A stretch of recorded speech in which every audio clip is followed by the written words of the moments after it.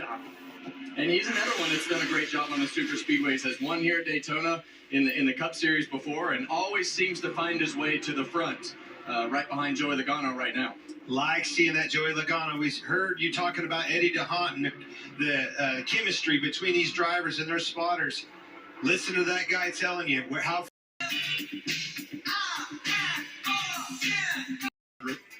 And the Coke 600 and the NASCAR Cup Championship for Chevy and Ford, and then for Porsche, won the Rolex 24 Hours here a couple of weeks ago at Daytona.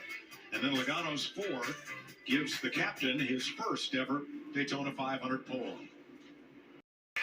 I'm ready. Surprised me if they didn't. Well, I'm ready. We've had 3 straight years of outlier winners.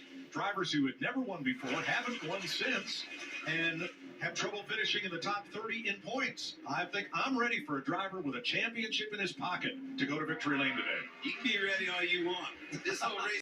A big pack with him. This will be half the field. Oh. 4 wide Now on the this. pit road speed at the yellow line.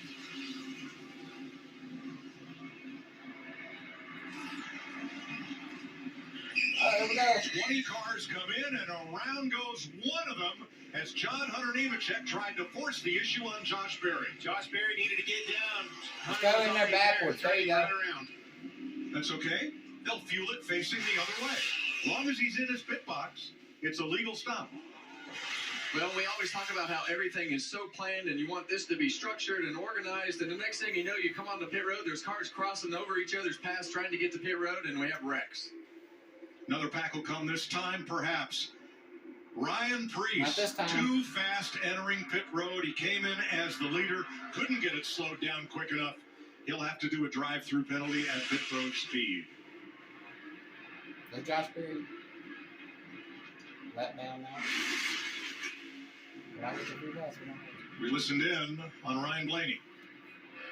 Gotta get down. What do you think I'm trying to do? Yeah, well, I'm just telling you what we're trying to do. I'm not either. We're good on fuel. We just need to make sure we pay with the friends here. Okay? One car coming this time. That'll be Preece to serve his penalty. Well, and sometimes waiting a little bit longer to pit allows you to just keep maintaining running good lap times. We see this back group that has already pitted. We heard Ryan Blaney frustrated because, like I said earlier, the more laps that go by, the more frustration and urgency to get down. Anthony Alfredo comes in to make his stop by himself. Flip side of that is it's really not a manufacturer pit stop here. That was literally half the field came in, half the field stayed out. I think Ryan Blaney's just fine where he's at.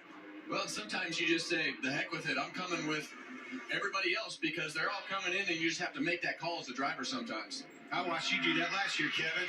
Everybody was having trouble coming on. You said, you know what? I'm going to go with a smaller group this time. Yeah, sometimes you just have to explain it on Monday morning. So on the map at the top, that's car number 8, Kyle Busch, with that There they group go. of cars leading the race, and some of them coming to pit road. The group of cars led by the 22, mostly Fords, that were first to stop.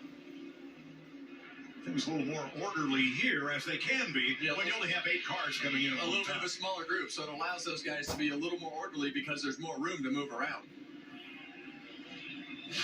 All of these are fuel only.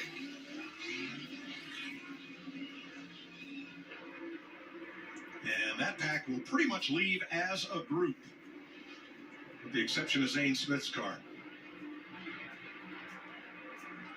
Now Kyle Larson is the race leader, with Blaney, Elliott, and remember when we did the starting grid and I said, who's your sleeper pick? How about Corey LaJoie? There he is with that group in the 7th. And here that group comes down pit road.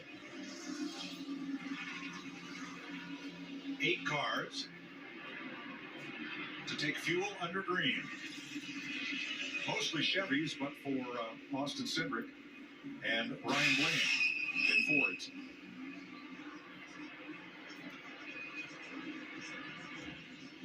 Kevin, these street fight pit stops are all about efficiencies. Coming on pit road, coming off the pit road together. Who can do it best? Well, we saw the first 2 groups merge, and the third group is going to merge right in the middle of turns 1 and 2 as the lead pack of what is the 8 car of Kyle Busch coming down to these guys. And as we go to the backstretch here, it's going to be interesting. I just saw a teammate right there. You saw Logano coming up on the outside. That 3-car, Austin Dillon pulled up and made a block. Kyle Busch is in the lead of that thing. 3-car, several laps down, pulled up and made a block. That's teamwork right there.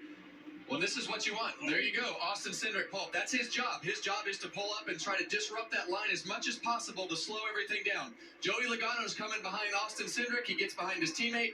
Kyle Busch is all messed up because William Byron is up the racetrack and they have slowed the whole pack down, and now they're right in the middle of it towards the front. That all started with Austin Dillon moving up and making that block on Logano. Collected all of those. They were going to blow by all of them on the outside. So now the 8, Kyle Busch, looks to the high side, trying to catch the race leader, who is Kyle. Cars, 1999. And Cars